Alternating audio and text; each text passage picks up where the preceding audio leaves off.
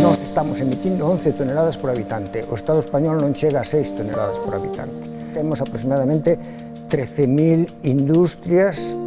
pequenas e medianas e grandes, pero das 13.000 tan solo son 15 ou 20 as que son altamente contaminantes, e esas altamente contaminantes son producto de multinacionales e de grandes empresas de capital español nuns casos ou americano noutros, que viñeron a instalarse precisamente a Galicia aproveitándose dunha situación determinada de facilidade que lle ofreceron desde o goberno, claro. E a pregunta é que fixeron estas industrias durante tantos anos traballando no noso país para poñer en marcha sistemas propios de produción eléctrica, é dicir,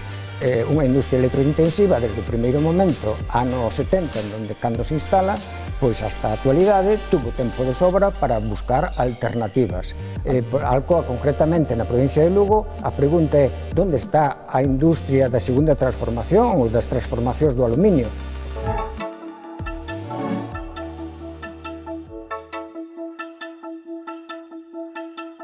Estamos emitindo un volumen de dióxido de carbono superior ao do ano 1990, para dar unha idea. Entón, iso quere dicir que a situación é importante. Por outro lado, con respecto, se mira precisamente a emisión con relación ás toneladas que se emiten por habitante ou as toneladas que se emiten por quilómetro cuadrado. Pois ben, tanto nun caso como noutro, duplicamos as emisións que se producen no Estado español. Dentro da Unión Europea, actualmente hai poucos países que emitan máis que o Estado español e, polo tanto, máis que Galicia. Entón, nos encontramos que hai 3-4 países que superan os 11 toneladas por habitante.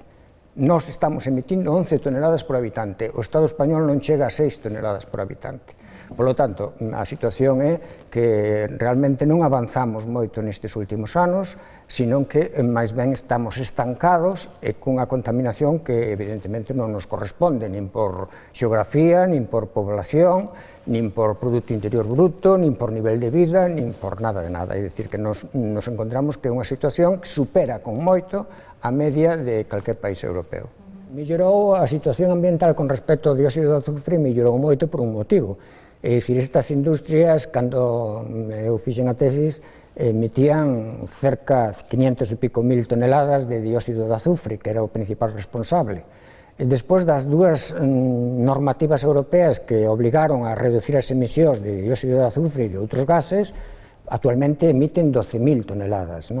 Antes representaba a nivel do Estado español a terceira parte, é dicir, un de cada 3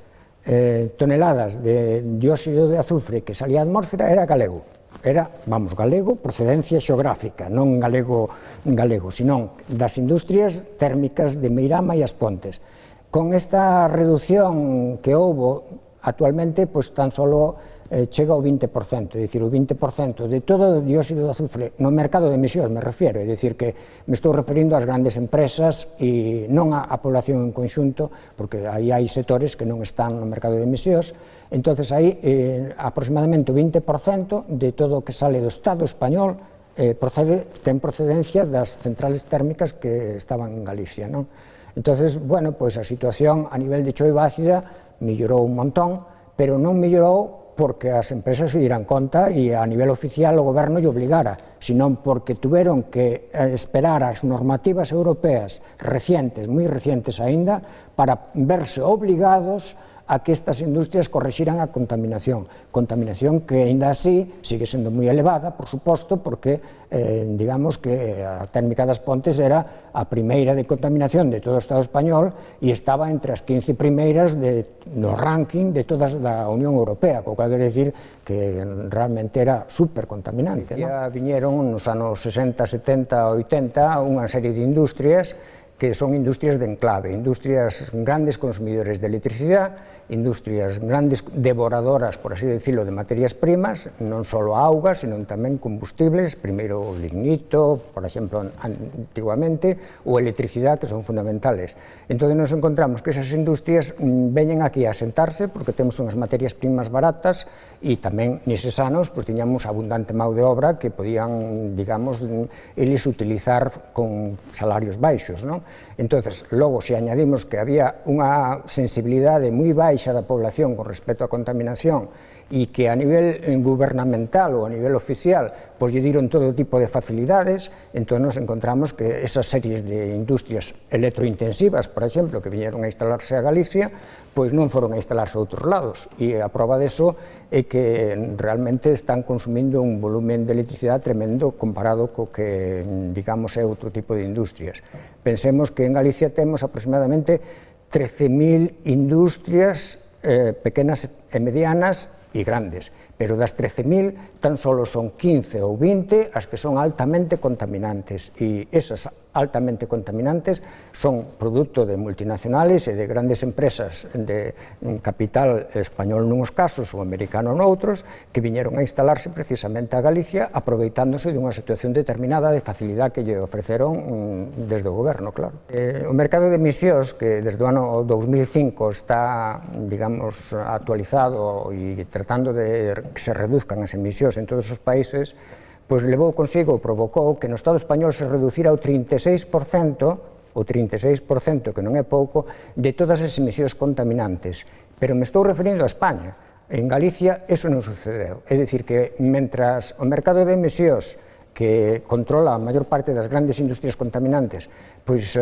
foron reducindo obligatoriamente por precisamente a normativa europea, aquí en Galicia non sucedeu así. E entón estamos nunha situación similar a de anos pasados, é dicir que, aínda que o mercado de emisións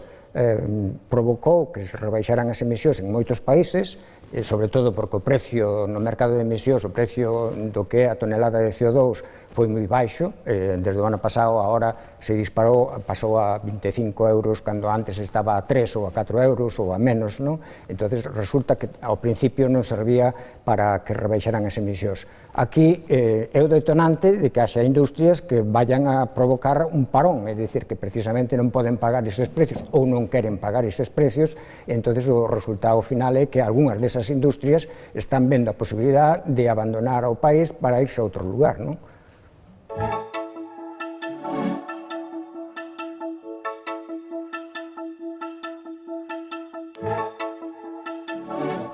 As electrointensivas viñeron a Galicia porque tiñamos enerxía barata e abundante, fundamentalmente. Entón nos encontramos que esas industrias estiveron sempre apoiadas desde o sistema gubernamental e ao mesmo tempo pois beneficiadas de unhas, digamos, de unhas tarifas que non temos os demais ciudadanos. Esas tarifas eran a tarifa famosa G4 de outras épocas, e logo viñeron pois unha serie de tarifas novas e de poxas de subastas que había que beneficiaban, en donde sacaban cuantiosos beneficios multimillonarios, é dicir, que eran de centos de millóns que lle daban para que estas industrias pois se asentaran aquí. En este momento tamén está o tema da fuga do carbono, que empresas que podían estar producindo en China ou estar producindo noutros países a baixos precios e que resulta que queren mantelas aquí e, polo tanto, lle dan cuantiosos beneficios cuantiosos beneficios económicos con tarifas determinadas para que se sigan mantendo aquí.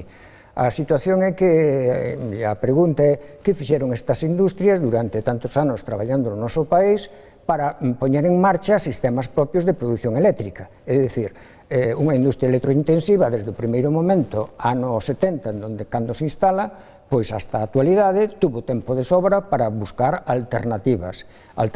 variadas, é dicir, de produción propia, por exemplo, ou buscar alternativas como pode ser buscar electricidade barata en medios renovables, como sucede, é curioso que Alcoa pois diga que quere precisamente ter barata enerxía cando en Suecia e en Noruega fixo convenios para ter solo enerxía renovable, é dicir, ali solo consume enerxía renovable, en cambio aquí eran as Pontes a que lle suministraba de carbón, a que lle suministraba primeiro de lignito e despois de carbón de importación, a que lle suministraba electricidade, co cal non só é importante que consuma moita electricidade, senón que tira de unha contaminación moi alta, porque esa electricidade que consume se produce a nivel térmico provocando cuantiosos e importantes problemas de contaminación no ambiente, non só de gases de efecto invernadeiro, sino de acidificación ou tamén precisamente de destrucción da capa do ozono. Entón nos encontramos que estas industrias teñen, digamos, un arrastre de contaminación moi grande, non só por a electricidade que consumen, sino por todo o que é indirectamente CO2. Entonces, estas industrias, evidentemente, ahora van a ser de novo beneficiadas con ese estatuto e eu creo que aí hai unha débeda histórica co noso país en donde estas industrias, antes de pensar en ter tantos beneficios do apoio oficial, pois deberían pensar en revertir algo á sociedade onde están e non poden amenazar continuamente a sociedade dicindo que se marchan, que despiden e que además queren de forma privilexiada que lle den autorización para seguir contaminando máis do que a legislación vixente lle permite, como é o caso do flúor. Entón, estas industrias, evidentemente, están acostumbradas a estar sempre presionando o que son as instancias oficiales e salir ganando sempre porque sempre ceden as instancias oficiales as súas demandas. Esa é a situación. Pasa que é un error desde o meu punto de vista, porque unha industria que demanda o 68% da electricidade da provincia de Lugo, por exemplo, e que demanda o 85% da demanda industrial da provincia de Lugo, é dicir, que é unha monstruosidade, é dicir, que é un xigante devorando electricidade, pois evidentemente aí non se lle plantan dicindo, bueno, é que hai outras moitas industrias que co diñeiro que nos lle vamos a dar a ustedes podían estar creando outros postos de traballo, porque Alcoa, concretamente na provincia de Lugo, a pregunta é onde está a industria da segunda transformación ou das transformacións do aluminio, porque desde fai 5 anos se instalaron en Tarragona, en Sevilla, en un montón de lugares diversos, plantas de envasado de latas, por exemplo, a partir do aluminio que se fabrica. Aquí gastaron, esas industrias arrastran por centos de postos de traballo e además centos de millóns que son de inversión. A pregunta é, e aquí, onde está esa inversión na transformación do aluminio na provincia de Lugo? Porque eu non conozco que existan fábricas de envases e logo as importamos, porque o curioso é que para a alimentación ou para a fabricación de cervezas ou para calquer outro tipo de alimentos, compramos esas latas no mercado do Estado español. Entón, podía estar pegado a estas grandes industrias e, sin embargo, non hai. É dicir, que a industria transformadora que é a que dá máis postos de traballo e a que dá menos contaminación, entón é a que nos interesa, porque é a que realmente económicamente é máis interesante. Esa non a temos en Galicia, esa queda no Levante, queda en Madrid, queda en Andalucía, pero aquí queda a contaminación, que é o mismo que pasa que a electricidade, non? É dicir, aquí producimos electricidade e outros lugares non teñen a contaminación da produción de electricidade. Nos, neste momento, temos unha potencia de 11.000 megavatios e Madrid, estou dicindo a segunda potencia económica despois de Cataluña, pois resulta que ten 400 e pico megavatios, é dicir, de 11.000 a 400 e pico. E entón, onde queda a contaminación? Eles son privilexiados porque non teñen a contaminación da produción eléctrica e, sin embargo, disfrutan de algo que producimos nós e que aquí realmente non nos dá beneficio, porque só son as empresas estranxeiras as que están sacando beneficio e non quedan no país, porque además cotizan en Madrid ou en Barcelona ou en Bilbao ou en outros lados, non? É dicir, que ao final o beneficio é cero. Bueno, as empresas traballan en Galicia, curiosamente, como en terreno conquistado. É dicir, que aquí viñeron da man de fontes oficiais e, ademais, se asentaron e calquera día levantan o voo, se marchan, porque xa cumpriron o seu obxectivo. Estas industrias, ademais, son industrias que ao cabo de 40 anos, 50 anos, quedan obsoletas. Quedan obsoletas por a tecnoloxía, por exemplo, a tecnoloxía do aluminio agora, no ano 24, empezan a poñer unha nova tecnoloxía en marcha, xa que está en Pensilvania neste momento en funcionamento, e que poñerán en toda Europa, nas fábricas. E todo isto que hai aquí queda obsoleto, non serve para nada, porque é unha tecnoloxía máis eficiente, e é unha tecnoloxía que aforra contaminación e é unha tecnoloxía que lle dá máis beneficios. Entón, aquí as empresas se moven por beneficios. Entón, a cuestión está en que no futuro o aluminio non se producirá da mesma forma que se está producindo actualmente, pero que, ademais, estas industrias, se non fan modificacións despois de pasar 40 anos, se non fan transformacións e se non se actualizan, pois quedan obsoletas. Entón, esa obsolescencia pois, é o que provoca que algunhas empresas,